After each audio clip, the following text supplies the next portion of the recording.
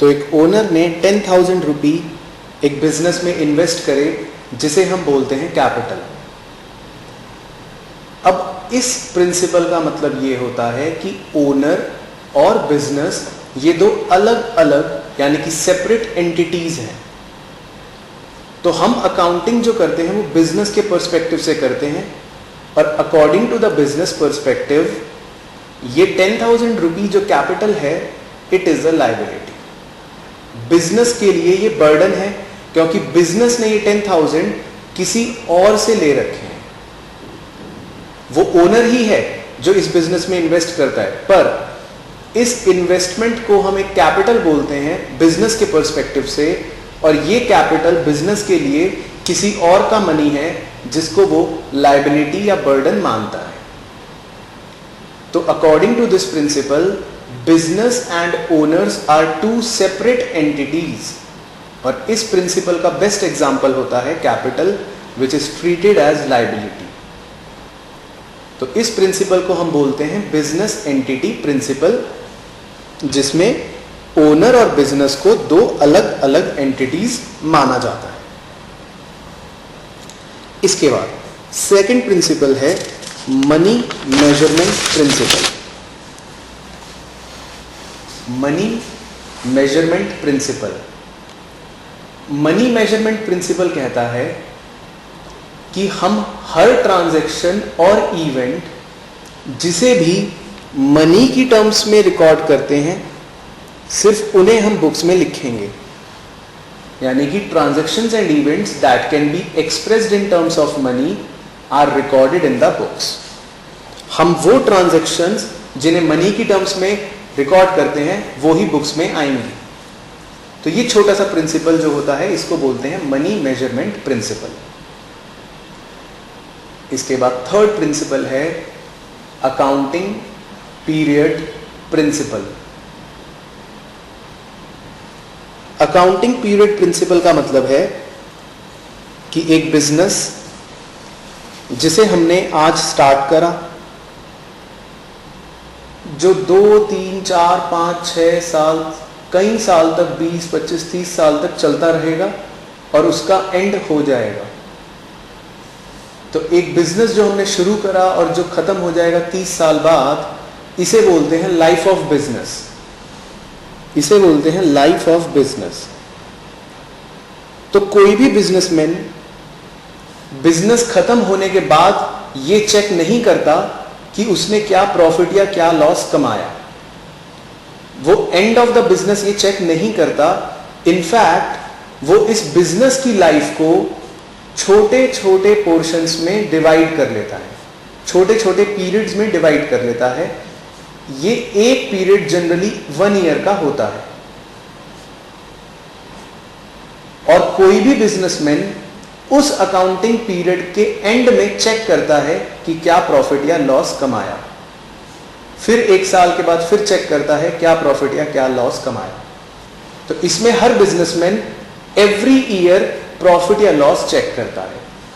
तो इस प्रिंसिपल का मतलब है life of the business is divided into smaller periods, generally 1 year, and this 1 year is known as accounting period. तो इसे हम बोलते हैं accounting period principle.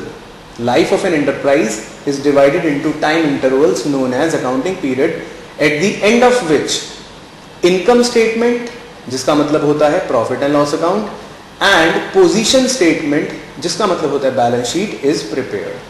तो हम हर अकाउंटिंग पीरियड के एंड में प्रॉफिट और लॉस और बैलेंस शीट बनाते हैं हर ईयर के एंड में, और हम अपने बिजनेस की लाइफ को छोटे छोटे पीरियड्स में डिवाइड कर लेते हैं। इस प्रिंसिपल को बोलते हैं अकाउंटिंग पीरियड प्रिंसिपल। तो आपको ये प्रिंसिपल समझ आ गया? तो 3 प्रिंसिपल्स क्लियर हो गए हैं, business entity principle, money measurement principle और अकाउंटिंग पीरियड प्रिंसिपल। इसके बाद 4th प्रिंसिपल है full disclosure principle. Full disclosure principle ये कहता है all the significant information should be fully disclosed in the financial statement. तो इसका मतलब है कि जितनी भी इंपॉर्टेंट इंफॉर्मेशन हमारे बिजनेस की होती हैं उन्हें हमें शो करना पड़ता है। तो जितनी भी जरूरी इंफॉर्मेशन है बिजनेस की, that should be fully disclosed in our financial statement. इसका बेस्ट एग्जांपल होता है contingent liability which is shown as footnote to the balance sheet. हम अपनी बैलेंस शीट के नीचे कॉन्टिंजेंट लायबिलिटी को शो करते हैं। कॉन्टिंजेंट लायबिलिटी क्या होती है मैं आपको बताता हूं।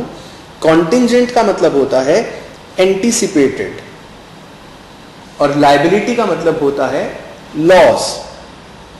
तो कॉन्टिंजेंट लायबिलिटी कहने का मतलब है यहां पे कि फ्यूचर में होने वाले एंटीसिपेटेड लॉस। ये अभी हुए नहीं हैं, ये सिर्फ बिजनेस को लग रहा है कि शायद ये फ्यूचर में हो जाएंगे। इन लॉसेस को बोलते हैं एंटीसिपेटेड लॉसेस या कॉन्टिंजेंट लायबिलिटी, जो फ्यूचर में हो सकते हैं। तो हमारा प्रिंसिपल ये बोलता है कि फ्यूचर में होने वाले लॉसेस भी एक इंपॉर्टेंट इंफॉर्मेशन है, तो इन्हें भी हम डिस्क्लोज करें। तो इन्हें भी हम बैलेंस शीट के नीचे फुट नोट में डिस्क्लोज करते हैं। तो this principle is full disclosure principle, जिसका मतलब है all the important information should be fully disclosed. इसके बाद नेक्स्ट प्रिंसिपल है मटीरियलिटी। मटीरियलिटी में मटीरियल वर्ड का मतलब होता है इंपॉर्टेंस। तो materiality principle same full disclosure principle को ही फॉलो करता है। यह बोलता है items having significant effect should be disclosed. इसका मतलब है कि हर वो आइटम जो इंपॉर्टेंट हो वो रिकॉर्ड करना चाहिए या वो डिस्क्लोज करना चाहिए। तो मैं आपको इसमें एक एग्जांपल देता हूं। एक मुकेश अंबानी है और दूसरी तरफ एक बेगर है। मुकेश अंबानी के 100 रुपए खो जाते हैं और वही सेम 100 रुपए एक भिखारी के भी खो जाते हैं। ये 100 रुपए की वैल्यू सेम है दोनों के लिए, मुकेश अंबानी और बेगर। पर अगर मैं मटीरियलिटी की बात करूं यानी कि इंपॉर्टेंस, जो 100 रुपए खो गए अंबानी के वो उसके लिए इंपॉर्टेंट नहीं है, that is not material for him. लेकिन वही सेम 100 रुपए जब बेगर के लिए खो जाते हैं तो that is material for him. तो materiality is a subjective matter. जो आपके लिए मटीरियल होगा वो किसी और के लिए शायद मटीरियल ना हो। तो it depends on case to case materiality. Business perspective से इसका एक एग्जांपल है, suppose pen purchased is recorded in the books. हम जो बिजनेस में छोटी छोटी स्टेशनरीज खरीदते हैं, पेन खरीदते हैं, डायरी खरीदते हैं, रजिस्टर्स खरीदते हैं, ये छोटी छोटी चीजें भी बिजनेस के लिए इंपॉर्टेंट होती हैं या मटेरियल होती हैं, तो इसीलिए इन्हें भी हम रिकॉर्ड करते हैं। तो this principle is materiality principle, जिसका कहना है all the significant items should be disclosed. तो इसके बाद अगला प्रिंसिपल पढ़ते हैं, प्रिंसिपल नंबर 6। प्रिंसिपल नंबर 6 सबसे इंपॉर्टेंट है, इसका नाम है प्रूडेंस या conservatism. It is an important principle. इसका मैं एक एग्जांपल लेता हूं। सपोज आप एक टेस्ट देकर आते हैं अपने घर पे, तो आपकी मदर आपसे पूछती हैं कि बेटे आपका एग्जाम कैसा हुआ, आपके कितने मार्क्स आ जाएंगे। तो आप वहां पे समझदारी दिखाते हैं, प्रूडेंट बन जाते हैं। अगर आपको अपने मन में लग रहा होता है कि आपके शायद 90 मार्क्स आ जाएंगे, बट स्टिल आप अपनी मम्मी को बोलते हैं कि मम्मी मैं 85 मार्क्स तो मेरे पक्के आ जाएंगे। अगर आपको लगता है कि शायद 80 मार्क्स आएंगे, तो आप अपनी मदर को बोलते हैं कि मदर शायद मेरे 75 मार्क्स तो आ ही जाएंगे। इसी तरह अगर आपको लगता होगा कि आपके मार्क्स 70 आ रहे हैं, तो आप अपनी मदर को 60 मार्क्स बताते हैं। इस चीज को प्रूडेंट बोला जाता है, यानी कि आप कंजर्व हैं। आपको जो चीज लग रही है शायद ज्यादा हो सकती है, बट स्टिल आप कंजर्वेटिव होकर उसको कम बताते हैं।